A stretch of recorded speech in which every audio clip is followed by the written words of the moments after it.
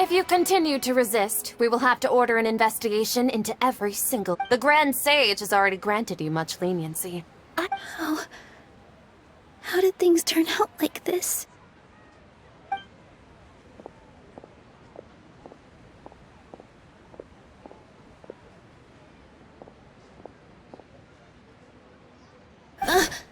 Traveler?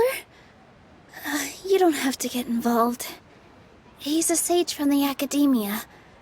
I don't want to drag you into this. Traveler? Traveler? What the heck are you doing? If you get arrested by the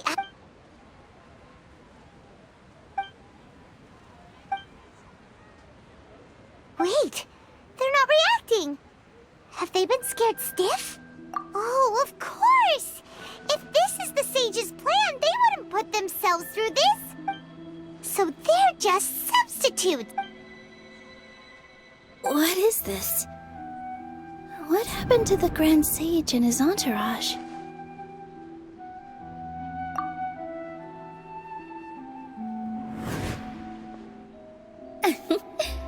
Like I said, they symbolize the goddess of flowers. It's just a shame that all the real Padisarahs went extinct after her death. Yes. The Greater Lord brought forth new Padisarahs in memory of the goddess of flowers.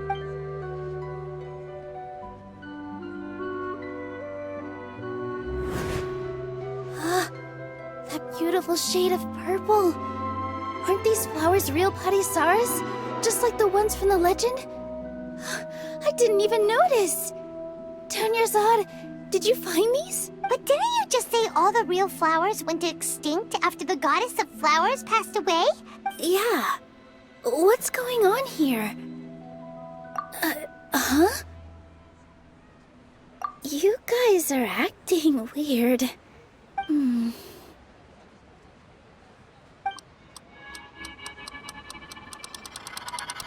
Hey!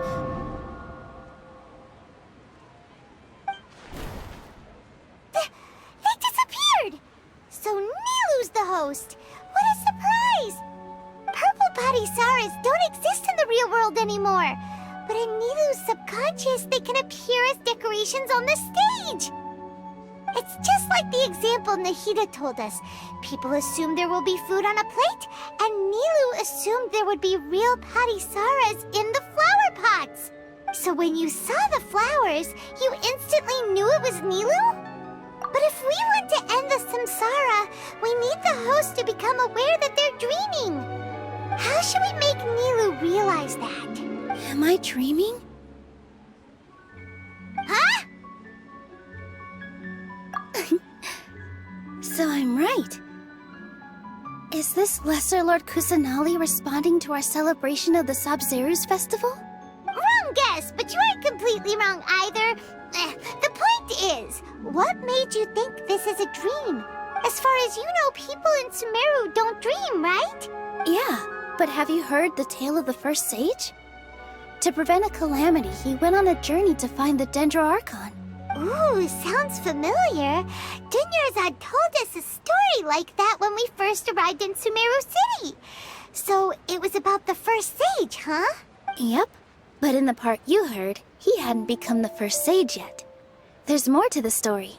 His piety and wisdom were acknowledged by the Archon, and she finally gave her blessing to him. All kinds of spectacular scenes appeared in front of the first sage, as if all the knowledge in the world was being painted onto a canvas right before him. He was captivated. After who knows how long, he mastered all the knowledge he could comprehend. Afterward, he said to the Archon, "I miss my parents, my wife, and my children. I've been away from home for far too long. They must be worried." The Archon smiled. The next second, the sage found himself lying in his bed, as if he had just woken up from a dream. His wife, lying next to him, said, "You're off to search for the Archon today, aren't you? Have a safe journey, my love." In the end, the first sage took care of many disasters in Sumeru City, and founded the academia. So, the first sage was dreaming ever since the beginning of the story? He never went on his journey? Yes, But his faith and determination were conveyed to the Dendro Archon, so she blessed him in the form of a dream. Paimon understands where you're coming from now. That's a really interesting connection. But we really gotta wake up soon, like the sage in the story! I see. Well, it just so happens that today's Sabzeruz festival is almost over too.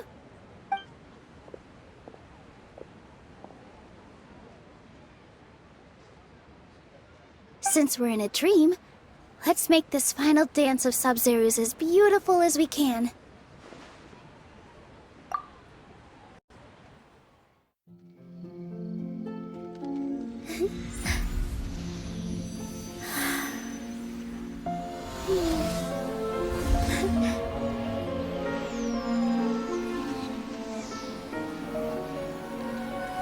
The wait is over, everyone. I dedicate this to our god, the dance of Sabzeruz.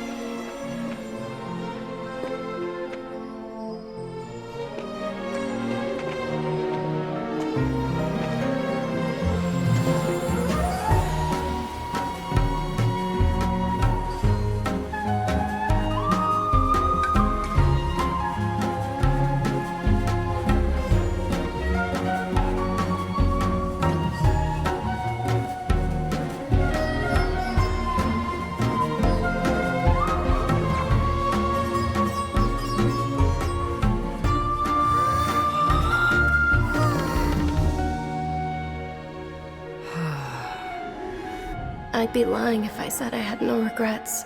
I would have loved to see Nilou's dance.